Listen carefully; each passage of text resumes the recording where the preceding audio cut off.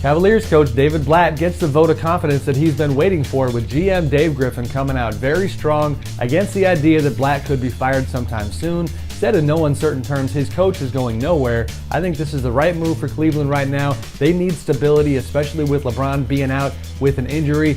Changing coaches, reaching for a Mark Jackson type, maybe bringing Tyronn Lue over, the lead assistant coach for the Cavs, I think would be counterproductive. I think they did the right thing here. The Dallas Mavericks are looking smarter by the day for going out and getting Rajon Rondo in that trade with Boston a couple weeks back. Going into Monday, won 6 out of 8 games, 5 straight.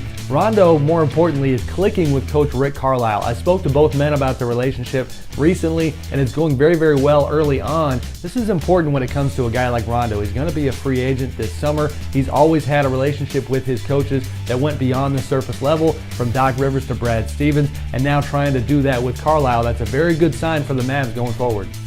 We all know that the Knicks are a mess right now, but the fascinating part about their situation is that this is just the beginning. When Phil Jackson signed that 5-year, $60 million deal to be the team's president back in March, he had major changes in mind, a philosophical overhaul. That part hasn't changed. So even with the fans chanting "Fire Fisher," with first-year coach Derek Fisher struggling, that's not going to happen. Even with Amar'e Stoudemire saying that all these losses are beyond imagination, Phil and his vision, his imagination, if you will, are going to have to get the Knicks out of this painful mess.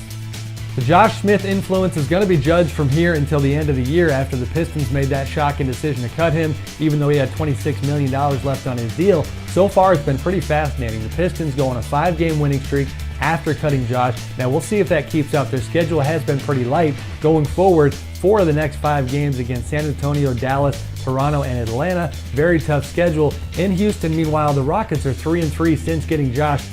How about those Atlanta Hawks? They go into Monday having won 18 out of 20 games and demanding that we pay attention to what's happening on the floor after an offseason where it was all about what was happening off the floor. In the last 20 games, the Hawks had the best defense in the NBA, holding opponents to 42% shooting. On the other end, getting balanced scoring. 5 players scoring in double figures. Paul Millsap leading the way at 17 points a game. Coach Mike Budenholzer deserves a ton of credit. Such a challenge for him to coach in this environment. He's doing a fantastic job. It's quite a story.